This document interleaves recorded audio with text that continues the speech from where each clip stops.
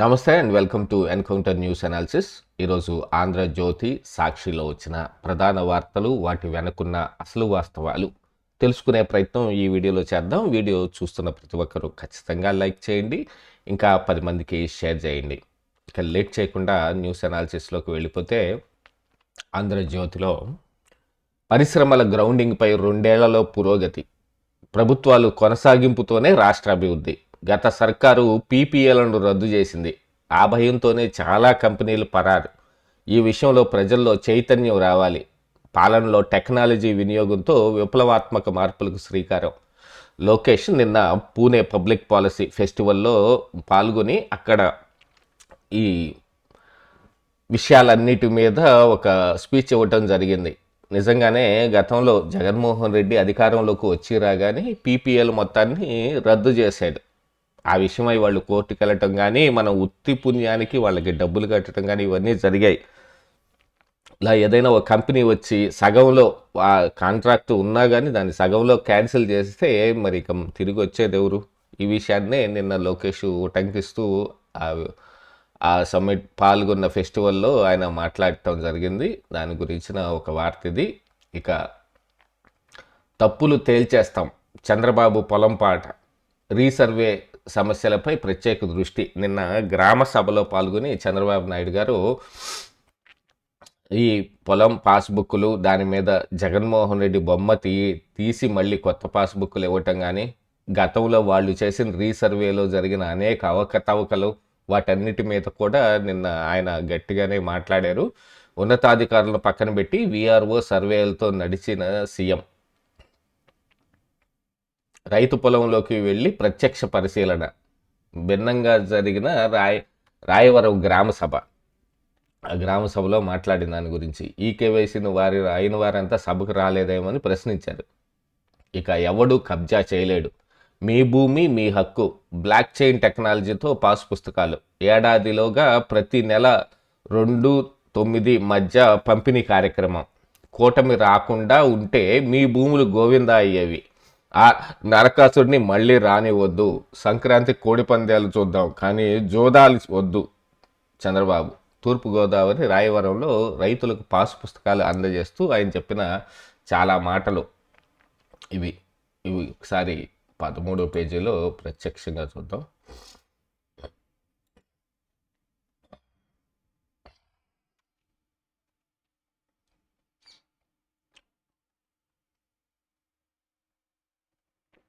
ఇక మీ భూమిని ఎవడు కబ్జా చేయలేడు, మీ భూమి మీ హక్కు, అత్యాధునిక బ్లాక్ చైన్ టెక్నాలజీతోటి పాస్ పుస్తకాలు రూపొందిస్తున్నాం, ఒక తప్పు కూడా లేకుండా మీకు అందిస్తాం అని సీఎం చంద్రబాబు స్పష్టం చేశారు. తూర్పుగోదావరి జిల్లా మండపేట నియోజకవర్గం పరిధిలోని రాయవరంలో ఎమ్మెల్యే వేగుళ్ల జోగేశ్వరరావు ఆధ్వర్యంలో శుక్రవారం జరిగిన మీ భూమి మీ హక్కు ప్రజావేదిక సభలో సీఎం ప్రసంగించారు. తెలుగుదేశం కూటమి అధికారంలోకి రాకుంటే మీ భూములు గోవింద అయ్యేవి. అవునా కాదా? అవునంటే చేతులు పైకెత్తండి అని ఆయన అనగానే సభలో అందరూ చేతులు పైకెత్తారు. దీనిపై ఆయన స్పందిస్తూ, ఇది ఆనాటి పరిస్థితి. ఇవాళ చారిత్రాత్మక కార్యక్రమానికి శ్రీకారం చుట్టాం. రాజముద్రతో పట్టాదారు పాసు పుస్తకాలు ఇస్తున్నాం. అవి పవిత్ర కార్యక్రమం. మనం అందరికీ భూములు అనేది ఒక అటాచ్మెంట్. మన తల్లిదండ్రులు పూర్వీకుల నుంచి వారసత్వంగా వస్తుంది. ప్రాణం పోయినా ఒప్పుకుంటామేమో కానీ రైతు భూమిని వదులుకోవటానికి ఇష్టపడ్డాం. కరోనా సమయంలో అందరికీ హాలిడే, రైతుకు మాత్రం లేదు. ఆ సమయంలో కూడా వ్యవసాయం చేసి అందరికీ అన్నం పెట్టి రైతుని మర్చిపోకూడదు అని ఆయన మొత్తం ఇక తప్పులున్నా కూడా తేల్చేస్తాం. చంద్రబాబు పొలం బాట. ప్రభుత్వ కార్యక్రమాల్లో ఇటు అధికారులు అటు వేదిక మీద తీసుకొచ్చే వారికి పక్కాగా ట్రైనింగ్ ఇచ్చి తీసుకొస్తారు. అంతా బాగుంది అనిపిస్తారు, జేజేలు కొట్టించుకుని వెళ్ళిపోతారు. ఇది ఎప్పుడూ జరిగేదే. కానీ రీసర్వేలో రైతుల సమస్యలు తెలుసుకునేందుకు ముఖ్యమంత్రి చంద్రబాబు భిన్నమైన పందాన్ని అనుసరించారు. శుక్రవారం తూర్పుగోదావరి జిల్లా రాయవరం పర్యటనలో స్థానిక యంత్రాంగం చేసిన ఏర్పాట్లు దాటి ముందుకు నడిచారు.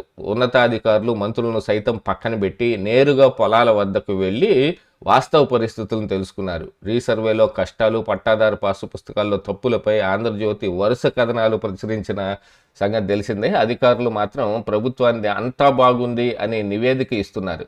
క్షేత్రస్థాయిలో తేడా ఉందని గ్రహించిన చంద్రబాబు తన సొంత వనరులను ఇతర వర్గాల నుంచి సమాచారం తెప్పించుకున్నారు. రాయవరం పర్యటనలో అసలు విషయాన్ని నేరుగా రైతులు సర్వేయర్ల నుంచే తెలుసుకునేందుకు పొలం బాట పట్టారు. తప్పు చేస్తే సహించను. రాయవరం గ్రామ సభలో జరిగిన తర్వాత ముఖ్యమంత్రి చంద్రబాబు కొద్దిసేపు ప్రత్యేకంగా సమావేశం నిర్వహించారు. మంత్రి అనగాని సత్యప్రసాద్, నిమ్మల రామానాయుడు ఉన్నతాధికారులతో మాట్లాడారు. సమావేశం ప్రారంభంలోనే అధికారులపై తీవ్ర అసంతృప్తి వ్యక్తం చేశారు. రీసర్వేలో తప్పులు ఎందుకు వస్తున్నాయి, ఇందుకు బాధ్యులు ఎవరు, తప్పులకు కారణం ఏమిటి అని అధికారులను సీఎం నిలదీశారు. రీసర్వేను సరిగ్గానే చేస్తున్నామని, తప్పులు రావడం లేదని జేసీ నివేదించారు. మరి దేవరపల్లి మండలం కూరుకూరులో రైతులు ఎందుకు ధర్నా చేస్తున్నారని సీఎం ప్రశ్నించారు. రీసర్వేలో భారీగా తప్పులు వస్తున్నాయని సీఎం స్పష్టంగా పేర్కొన్నారు. ఇక వాళ్ళ తప్పుని వాళ్ళు తెలుసుకోవటం అనేది చాలా ముఖ్యం. అది తెలుసుకున్న రోజునే దాన్ని మనం అధిగమించడానికి ముందుకు అడుగు వేయగలుగుతాం. ఇక పంచాయతీల కంటే పరిష్కారం మొగ్గు. చర్చల ద్వారా సమస్యలకు పూర్తి పరిష్కారం దొరుకుతుంది. రేవంత్ రెడ్డి ఇదే చంద్రబాబు నాయుడు గారు కూడా మొన్న చెప్పారు. ఇప్పుడు మనం ఏదైనా వివాదం ఉంటే మనం పరిష్కరించుకుందాం, మనకి నీళ్లు కావాలి కానీ వివాదాలు వద్దు అనే సంగతిని స్పష్టంగా చెప్పారు. ఇక్కడ డ్రామా ఏం జరుగుతుందా అనేది పెద్దగా ప్రజల్లో కూడా అవగాహన బాగానే తెలుస్తుంది. పొరుగు రాష్ట్రాలతో సత్సంబంధాలు సాగిస్తూనే పెండింగ్లో సమస్యలను పరిష్కరించడానికి సిద్ధం. ఏపీ ఒక అడుగు వేస్తే మేము 10 అడుగులు వేస్తాం. సయోధ్య పరస్పర సహకారంతో ముందుకెళ్తాం. ఉమ్మడి రాష్ట్రంలో ఇచ్చిన అనుమతులకు అభ్యంతరం చెప్పొద్దు. నీళ్ల ముసుగులో రాజకీయ లబ్ధి ఆలోచన లేదు. తెలంగాణ పోర్టు కనెక్టివిటీకి ఏపీ సహకరించాలి. అమరావతి అభివృద్ధికి హైదరాబాద్ సహకారము కీలకమే. తెలంగాణ సీఎం నిజమే కదా, వాళ్ళకి పోర్టులు ఇవన్నీ కావాల్సి వస్తే ఏపీ గట్టిగానే సహకరిస్తుంది. ఒకళ్ళకొకళ్ళు కూర్చొని మాట్లాడుకుంటే తేలిపోవాల్సిన అంశాలన్నింటినీ దాన్ని రాజకీయ లబ్ధి కోసం చాలాసార్లు దాన్ని ఎక్కడి దాకా వెళ్తారు. ఎందుకంటే రాయలసీమ ఎత్తిపోతల పథకం మీద కేసీఆర్ జగన్ ఒక డ్రామా ఆడారు. వాళ్ళిద్దరు కూర్చొని మాట్లాడుకోలేక కాదు, లేకపోతే దాన్ని ఆపటానికి వేసిన గ్రీన్ ట్రిబ్యునల్లో వేసిన కేసుల్ని వెనక్కి తీసుకునేలాగా మరి జగన్ మాట్లాడొచ్చు. కానీ జగన్కి కావాల్సింది డ్రామా. 3 సంవత్సరాల పాటు వాళ్ళు ఆవుతూనే ఊరుకున్న 2020లో ప్రతిపాదించిన దాన్ని 3 సంవత్సరాలు ఆయన దిగిపోయే వరకు దాదాపుగా దాని మీద ఎటువంటి చర్యలు తీసుకోవటానికి ఆయన ఇష్టపడలేదు కూడా.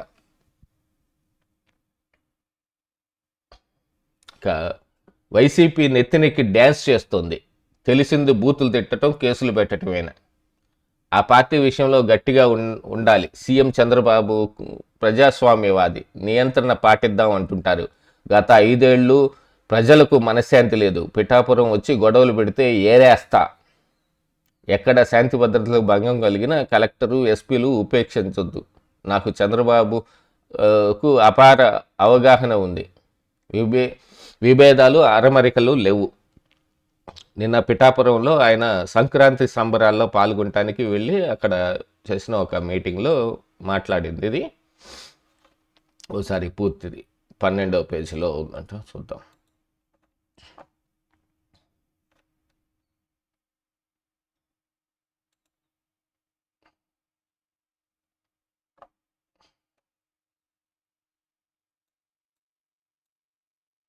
వైసీపీ నెత్తినెక్కి డ్యాన్స్ చేస్తుంది.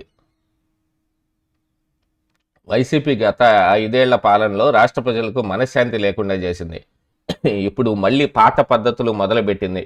డిప్యూటీ సీఎం పవన్ కళ్యాణ్ మండిపడ్డారు. ప్రభుత్వం మెత్తగా ఉండటంతో వైసీపీ నెత్తినెక్కి డ్యాన్స్ చేస్తుంది. ఇదే విషయాన్ని పలుసార్లు సీఎం చంద్రబాబు దృష్టికి తీసుకెళ్లానని, ఆయన ప్రజాస్వామ్యవాది, గౌరవించే వ్యక్తి కావడంతో నియంత్రణ పాటిద్దామని అంటున్నారని చెప్పారు. శుక్రవారం కాకినాడ జిల్లా పిఠాపురంలో ఆయన పర్యటించారు. ఆర్ఆర్బిహెచ్ఆర్ జూనియర్ కళాశాలలో క్రీడా మైదానంలో ఏర్పాటు చేసిన పీఠికాపుర సంక్రాంతి మహోత్సవాల్లో పాల్గొన్నారు. ఈ సందర్భంగా సభలో పవన్ కళ్యాణ్ మాట్లాడారు. రాష్ట్రాభివృద్ధి కోసం సీఎం చంద్రబాబుతో కలిసి కష్టపడి పనిచేస్తున్నాం. ఎన్ని పనులు చేస్తున్నాము, మాపై రాళ్ళేస్తున్నారు. గత వైసీపీ ప్రభుత్వంలో ఏ పని చేయలేదు. కేసులు పెట్టి భయపెట్టడమే వాళ్ళ పని. వైసీపీ విషయంలో గట్టిగా ఉండాల్సిన అవసరం ఉంది. ప్రజలు కూటమికి అండగా ఉండకపోతే మళ్ళీ నియంతృత్వ పోకడలు వస్తాయి. వైసీపీకి తెలిసింది బూతులు తిట్టడం, కేసులు పెట్టడమే. ఎక్కడ శాంతి భద్రతలకు భంగం కలిగినా కలెక్టరు, ఎస్పీలను ఉపేక్షించొద్దు. నా మాటలు మెత్తగా ఉంటాయి, కానీ చేతలు గట్టిగా ఉంటాయి. రాజకీయాల్లో విమర్శలు చేయవచ్చు, కానీ కులాలు మతాలు మధ్య విభేదాలు రాజేస్తే పర్సనల్గా తీసుకుంటా. వ్యవస్థలకు ఎవరు అతీతులు గారు.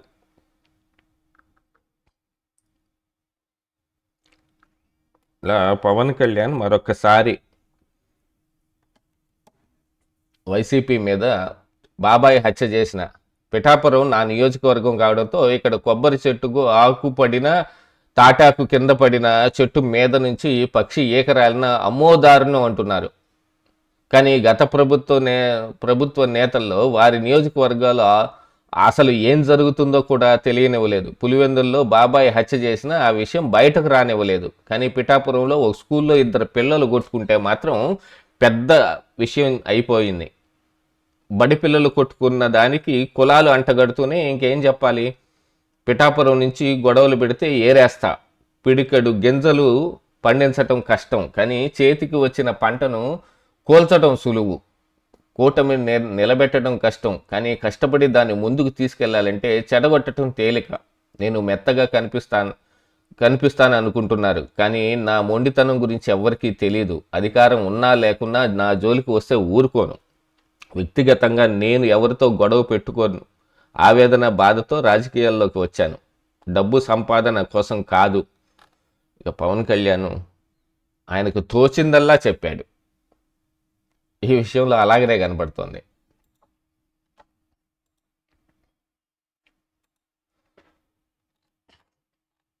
ఇక బెంగాల్లో ఐపాక్ రచ్చ. టీఎంసీ చీఫ్గా వెళ్ళే ఐపాక్ పార్టీకి సలహా సంస్థ. రాజకీయ కక్షతోనే ఈడీ దాడి. బెంగాల్లో సీఎం మమత పోలీసులపై సిబిఐతో దర్యాప్తు జరపాలి. కలకత్తా హైకోర్టులో ఈడీ రిట్ పిటిషన్. ఈడీ మా సమాచారాన్ని దుర్వినియోగం చేయకుండా చూడండి. హైకోర్టులో పిటిషన్ వేసిన టీఎంసీ. కోర్టులో రసాభాస, విచారణ 14కు వాయిదా. ఒక విచిత్రమైన సంఘటన అనమాట. ఐపాక్ సంస్థకు సంబంధించిన ప్రతీక్ జైన్ ఇంట్లో ఈడీ సోదాలు నిర్వహించింది. ఆయన ఇంట్లోనూ ఆయన ఆఫీసులోనూ సోదాలు నిర్వహిస్తుంటే మధ్యలో మమతా బెనర్జీ వచ్చి అక్కడున్న చాలా దస్త్రాలు వీటన్నిటిని పట్టుకుని వెళ్ళిపోయారు, ఈడీకి చేతికి దక్కకుండా ఉండటం కోసం. ఇక ఆ తర్వాత ప్రతీక్ జైన్ కుటుంబ సభ్యులు కేసు కూడా పెట్టారు. ఈడీ వచ్చి మా దస్త్రాలు వీటన్నిటిని దొంగలించుకుపోయింది, అవసరమైన ముఖ్యమైన కాగితాలు మొత్తాన్ని వాళ్ళు దొంగలించుకుపోయారు అని. ఈడీ దొంగలించుకుపోవటం ఏమిటి? ఆ కేసు ఎలా పెట్టుకుంటారు అంటే పోలీసులు పెట్టుకుంటారు. మరి మమతా బెనర్జీకి సంబంధించిన పోలీసులు కాబట్టి వాళ్ళు ఖచ్చితంగా పెట్టుకుంటారు దాన్ని. ఇక మోదీ ఫోన్ చేయలేదు, ట్రేడ్ డీల్ కుదరలేదు. అమెరికా వాణిజ్య శాఖ మంత్రి లుట్నిక్ వ్యాఖ్య. భారత్కు 3 వారాలు సమయం ఇచ్చాం. చర్చలు ముగింపు దశలో ట్రంప్కు కాల్ చేయాలని కోరాం, కానీ ట్రంప్కు మోదీ ఫోన్ చేయలేదు. అందుకే ఒప్పందం నిలిచిపోయిందని వెల్లడి. ఈయన టారిఫ్ పెంచుతంతా ఏది రష్యా దగ్గర నుంచి ఆయిల్ కొంటాం. వీళ్ళు అనవసరంగా టారిఫ్లు పెంచి బోల్డ్ అంతా ఇబ్బంది పెట్టాడు. దాంతో చమురు నిల్వలు మనకు కూడా కావాలి కాబట్టి రష్యా నుంచి కొనుక్కునే ప్రయత్నం చేస్తున్నారని, మరి దాన్ని ఆపేసడానికి ఆల్మోస్ట్ వాళ్ళు మోడీ కూడా దానికి లొంగిపోయి రష్యా నుంచి చమురును కూడా తగ్గించేకుంటున్నారు. ఇంకా నాకు ఫోన్ చేయలేదు, నాతో మాట్లాడలేదు, చిన్నపిల్లల ఆటలాగా ఉంది. ఇప్పుడు ఈ ఒక దేశానికి అధ్యక్షుడు చేస్తున్న పనిగా ఏం అనిపించట్లేదు. ఆయన ఒక అమెరికన్ తొగ్లక్ లాగా ఉన్నాడు. ఇక బంగారం చోరీ కేసులో శబరిమల ప్రధాన పూజారి అరెస్టు. ప్రధాన నిందితుడు ఉన్నికృష్ణన్తో సంబంధాలు. చెన్నైకి చెందిన స్మార్ట్ క్రియేషన్స్ సీఈఓ సహా 11 మంది కలిసే కుట్రకు పాల్పడ్డారని సిట్. ఈడీ మనీ లాండరింగ్ కేసుతో త్వరలో విచారణ. శబరిమల ఆలయంలో స్వామివారి గోల్డ్ మొత్తాన్ని దొంగలించుకుపోయే కార్యక్రమంలో జరిగింది. ఇక కల్తీ నెయ్యి కేసులో విజయభాస్కర్ రెడ్డికి చుక్కెదురు. ముందస్తు బెయిల్ పిటిషన్ డిస్మిస్ చేసిన ఏసీబీ కోర్టు.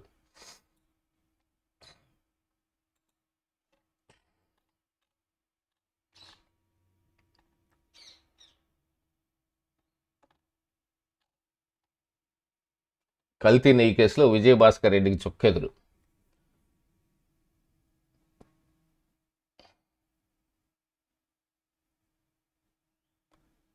కల్తీ నెయ్యి కేసులో నిందితుడిగా ఉన్న డైరీ నిపుణుడు విజయభాస్కర్ రెడ్డికి కోర్టులో చొక్కెదురైంది.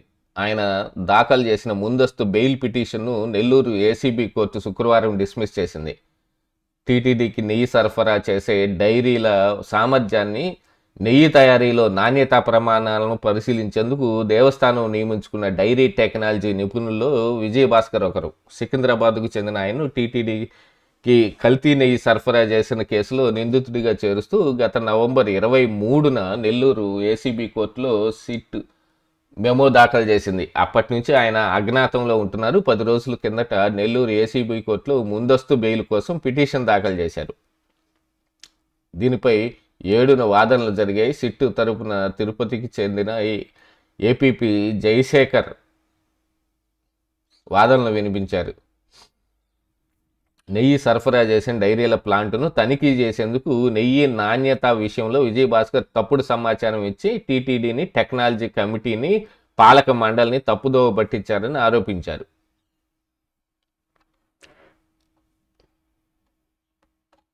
ఇది ఇలా ఉంది. ఒకసారి సాక్షిలో చూద్దాం.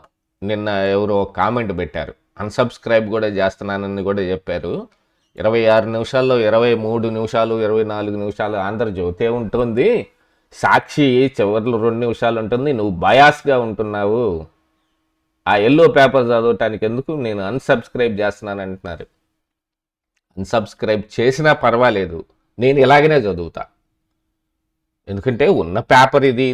ఈనాడు పేపర్ చదవటానికి నాకు అవకాశం ఇంకా దొరకలేదు. వాళ్ళు ఏ విషయం తేల్చలేదు. చెప్పకుండా చదివే వాళ్ళు చాలామంది ఉన్నారు. వాళ్ళ మీద ఏ రోజున చర్య తీసుకుంటే వాళ్ళు బాధపడతారు. కాకపోతే నేను వాళ్ళకు పర్మిషన్ కోసం అడిగాను, వాళ్ళు చెబుతామన్నారు కానీ ఇంతవరకు చెప్పలేదు. అందుకని ఇక సాక్షిలో చదవటానికంటారా, సాక్షిలో ఉన్న మెయిన్ పేజీలో ఉన్నవి 4 న్యూస్ చదివితే చాలు అనేది నా ఉద్దేశం. ఎందుకంటే లోపల పేజీల్లో కల్లా వెళ్ళి మళ్ళీ దాన్ని రిపీట్గా చదవాల్సిన పని లేదు. వాళ్ళు తీసుకునే తప్పుడు విధానాలు. ఈ సుప్రీం ఆదేశాలు బేఖాతరు, బాబు కోసం బరి తెగింపు, స్కిల్ కుంభకోణం కేసులో అడ్డగోలుగా మూసివేతకు పన్నాగం. అసలు ఈ న్యూస్ ఇక్కడ ఎందుకు రాశారు, ఈ రాయటానికి ఉన్న ప్రాధాన్యం ఏమిటండి? ఒక న్యూస్ హెడ్లైన్స్లోకి ఎందుకు వస్తుంది? అది జరిగిన రోజు కానీ, లేకపోతే దాంతో ఏదైనా కొనసాగింపు జరిగినప్పుడు కానీ, లేదు దాని మీద ఎవరైనా కేసు వేసి దాని నుంచి కొంత ఏదైనా అవుట్కమ్ వచ్చినప్పుడు, మధ్యంతర ఉత్తర్వులు వచ్చినప్పుడు, లేకపోతే ఇంటర్మ్గా ఏదైనా రిలీఫ్ జరిగినప్పుడు, లేకపోతే దాంట్లో కొత్తగా ఏదైనా ప్రవేశపెట్టినప్పుడు, లేదు జడ్జి కామెంట్ చేసినప్పుడే వేస్తారు. ఈ న్యూస్ ఇక్కడ వేయటానికి ఎటువంటి ప్రాధాన్యత ఉందనేది ఒకసారి చూసుకుంటా. అలాగ న్యూస్ ప్రాధాన్యత కూడా లేకుండా వాళ్ళకి తోచింది, వాళ్ళు రాయదలుచుకున్న కథనాలు రాసే సాక్షి పేపర్ని అందులో అయినా ఏం రాస్తున్నారు, వాళ్ళ ఉద్దేశాలు ఎలా ఉన్నాయని తెలుసుకోవటానికి మాత్రమే చెప్తా నేను. సాక్షిని చదవటంలో కూడా బయాస్ ఏంటో నాకు అర్థం కాలేదండి. వాళ్ళకి ఏం లేదండి, ఏదో ఒకటి చెయ్యాలి, కామెంట్ చేయాలి మన మీద, అంతే. మిస్టేక్ ఆఫ్ ఫ్యాక్ట్ ముసుగులో సిఐడి కుతంత్రం, పూర్తి ఆధారాలతో సహా చంద్రబాబు అవినీతిని అప్పట్లో నిగ్గు తేల్చిన సిట్టు నిగ్గు తేలలేదు కాబట్టి ఇక్కడ దాకా వచ్చింది. బాబు అవినీతికి ఆధారాలు ఉన్నాయని ఏసీబీ న్యాయస్థానం ఎందుకంటుంది ఆధారాలు ఉన్నాయి అని చెప్పి? మీరు చూపిస్తే దాన్ని యాక్సెప్ట్ చేస్తే దాంట్లో మీరు అడిగిన పని చేస్తుంది. మీరు ఏమడిగారు, బెయిల్ ఇవ్వద్దు అంటే ఇవ్వకుండా ఉంటారు. అందుకే చంద్రబాబుకు రిమాండ్ విధింపు, బాబు పిటిషన్లు కొట్టివేసి హైకోర్టు, సుప్రీంకోర్టు. కేసు దర్యాప్తు కొనసాగాల్సిందేనన్న హైకోర్టు, కేసును కొట్టివేయలేమని స్పష్టంగా చెప్పిన సుప్రీంకోర్టు. కుంభకోణానికి పాల్పడ్డారన్న ఈడీ, కాగ్ది సైతం అదే మాట. అయినా కేసు క్లోజ్ చేసేందుకు కూటమి ప్రభుత్వం కుట్ర, ఆధారాలు లేవంటూ పచ్చ పాట పాడుతున్న బాబు గూటి సిఐడి. అప్పుడు జగన్ గూటి సిఐడి, బ్లూ సిఐడి, పచ్చ సిఐడి అండి, పచ్చ పాట పాడుతున్నారంట. మరి మీరేం పాటలు పాడారో ఆ రోజున? సిఐడి క్లోజర్ రిపోర్టుపై నా వాదన వినండి. స్కిల్ స్కామ్ ఫిర్యాదుదారు ఆ కార్పొరేషన్ నాటి చైర్మన్ అజయ్ రెడ్డి ఏసీబీ కోర్టుతో ప్రొటెస్ట్ పిటిషను. అసలు గతంలో మరి గౌతమ్ రెడ్డి తోటి కూడా ఒకటి వేయించారు. ఈ కార్పొరేషన్ ఎండీగా ఉన్న, చైర్మన్గా ఉన్న గౌతమ్ రెడ్డి, గతంలో చైర్మన్గా ఉన్న గౌతమ్ రెడ్డి తోటి దాన్ని కొట్టేశారు. నీకు ఆ సంబంధమే లేదన్నారు. ఇక ప్రజల ఆస్తులు దోచిపెట్టడానికే పీపీపీ. విజయవాడలో జరిగిన నిరసన కార్యక్రమం, అందులో పేరు నాని. అంటే ఇక్కడ చూడండి, వివిధ పార్టీ మేధావులు, వైఎస్ఆర్ సిపి సీనియర్ నేత పేరు నాని చిత్రంలో మేధావులు, వివిధ పార్టీ నాయకులు. ఇక్కడ వివిధ పార్టీ నాయకులు అంటే ఎవరు కనిపిస్తున్నారండి? ఎర్ర జెండా ఒకటి కనిపిస్తుంది, బహుశా ఇక్కడ ఒక టోపీ కనిపిస్తుంది. ఇది వైఎస్ఆర్ కండవా కనిపిస్తుంది. బహుశా ఇక్కడ ఇంకోటి ఏదో ఊరు పేరు లేని పార్టీ ఏదో ఉంది. కమ్యూనిస్టులు వాళ్ళ ప్రభావాన్ని కోల్పోయారు. ఇప్పుడు జగన్మోహన్ రెడ్డితో కలిస్తే ఇంకా పూర్తిగా పాతాళమే. ఇప్పటికే పాతాళంలో ఉంది కమ్యూనిజం. ఎవరితో కలవాలి, ఎవరితో కలవకూడదు అనేది కూడా ఒకటి ఉంటుంది. అసలు పీపీపీ విధానం మీదనే ఒక తప్పుడు సంకేతాలు తీసుకొచ్చే రకంగా వాళ్ళు పనిచేస్తూ ఉంటే దానికి వీళ్ళు మళ్ళీ నిజం చెప్తే నిజం ఏమిటనేది తెలుస్తుంది. పీపీపీ అంటే ప్రైవేటైజేషనా, ప్రైవేట్ పార్ట్నర్షిప్పా అని. ఇక తృణమూలను ఓడించే కుట్ర మొదలైంది. బొగ్గు కుంభకోణంలో అమిత్ షా పెన్ డ్రైవ్ల్లో సాక్ష్యాధారాలు. పశ్చిమ బెంగాల్ సీఎం మమతా బెనర్జీ.